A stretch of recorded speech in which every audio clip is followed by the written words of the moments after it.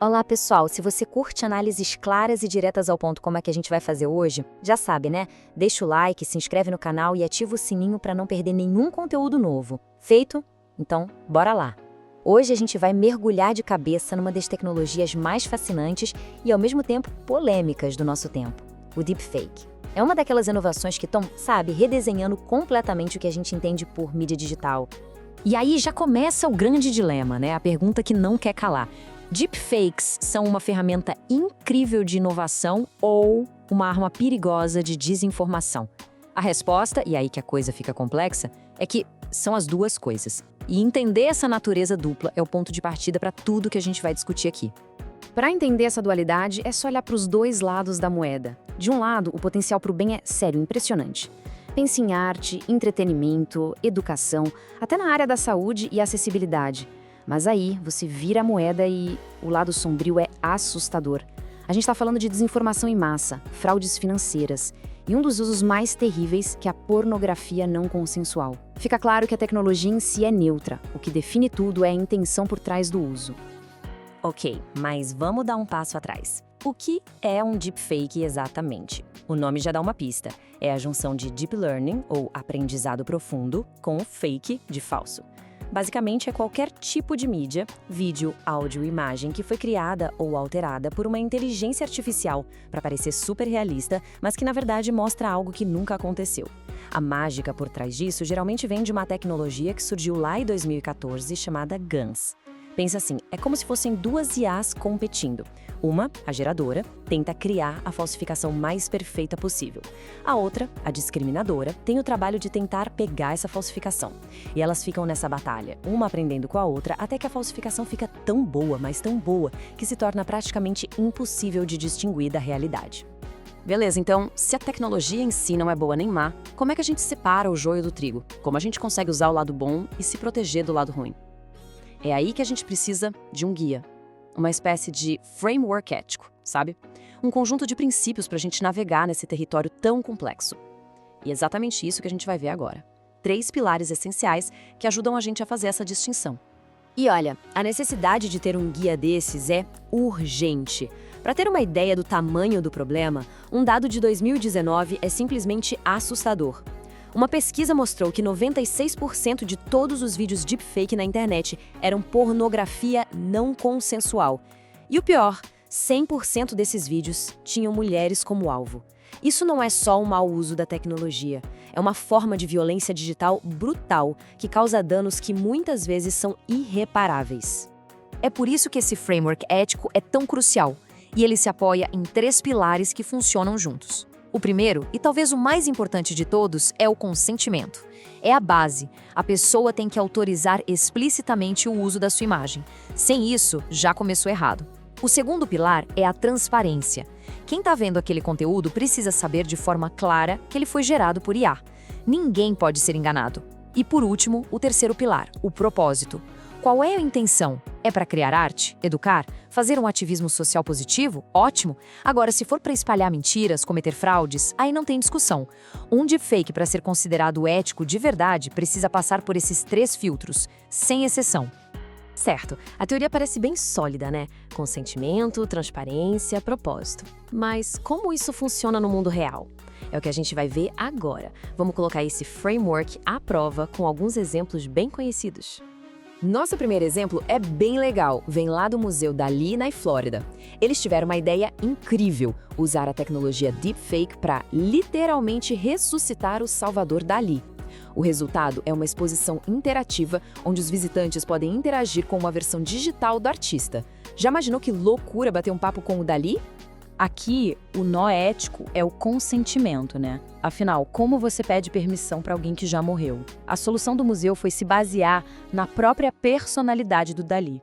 Eles argumentaram que a ideia toda estava alinhada com o espírito dele. Mas o ponto-chave é que eles passaram nos outros 2 testes com nota máxima. Transparência? Total. Todo mundo sabe que é uma recriação tecnológica. E o propósito? Puramente artístico e educacional. É uma forma genial de conectar o público com a arte dele.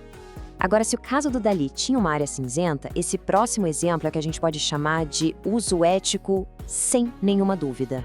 Na campanha Malaria Must Die, o David Beckham apareceu falando 9 idiomas diferentes.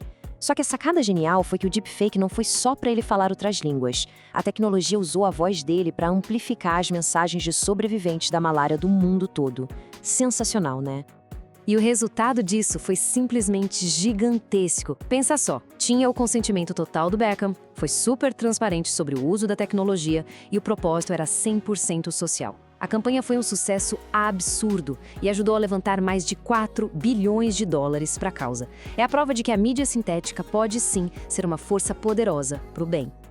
Mudando de área, vamos para o universo do entretenimento. Quem assistiu The Mandalorian vai lembrar. A Lucasfilm decidiu trazer de volta um jovem Luke Skywalker, recriado digitalmente, só que o resultado não foi unanimidade. Muitos fãs acharam que o CGI ficou meio esquisito, sabe? Aquele efeito de Vale da Estranheza.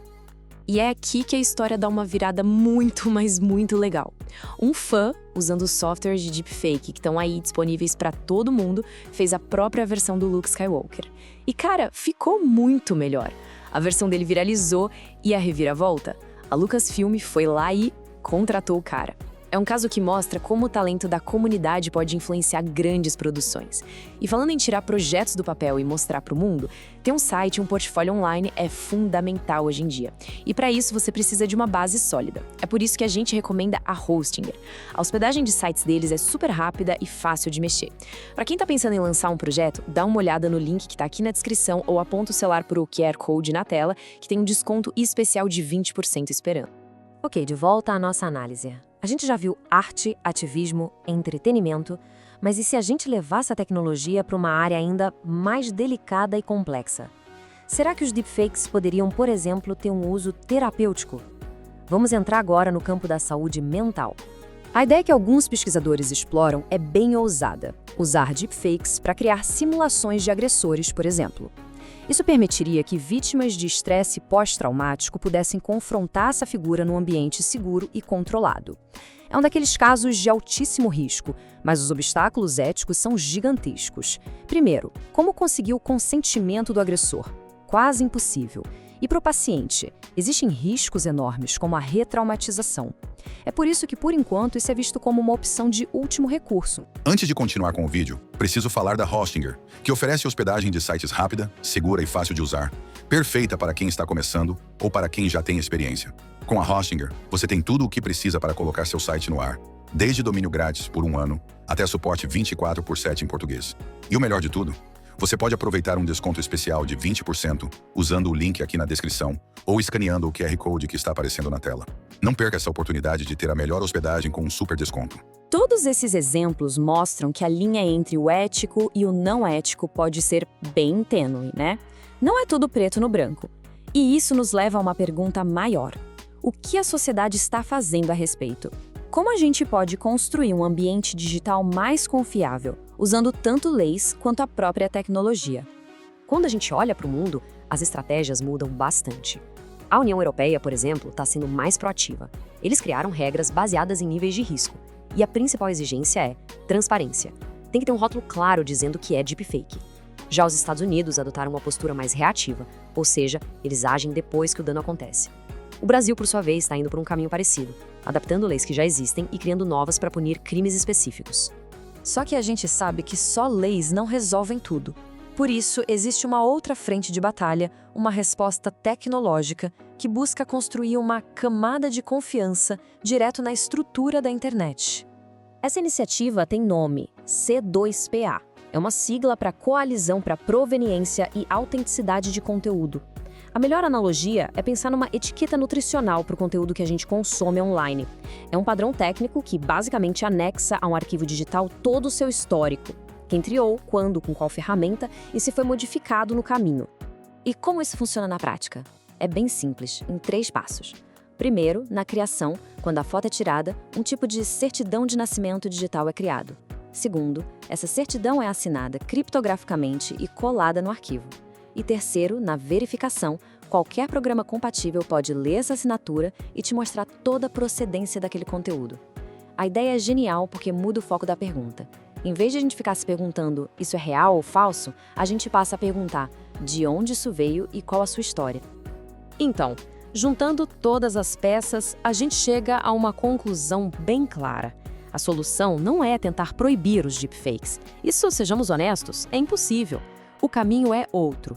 É incentivar a inovação responsável, sempre guiada por um framework ético muito bem definido. E o que isso quer dizer na prática? Bom, significa que os governos precisam criar leis que misturem transparência com punições claras. As empresas de tecnologia precisam construir a ética dentro das ferramentas, desde o começo.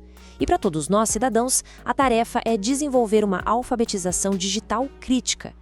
Não basta mais só desconfiar. A gente precisa aprender a usar essas novas ferramentas para ativamente verificar a origem da informação que chega até nós. E tudo isso nos deixa com uma pergunta final daquelas para a gente pensar por um bom tempo. Num mundo onde o conteúdo sintético vai ser cada vez mais comum, como é que a gente vai redefinir o nosso conceito de verdade? A resposta que a gente der para essa pergunta vai, sem dúvida, moldar o futuro de como a gente se informa. Bom, pessoal, por hoje é isso. Muito obrigada pela companhia. Se você gostou, não esquece de deixar aquele like e se inscrever no canal. A participação de vocês é o que nos move. Um abraço e até a próxima!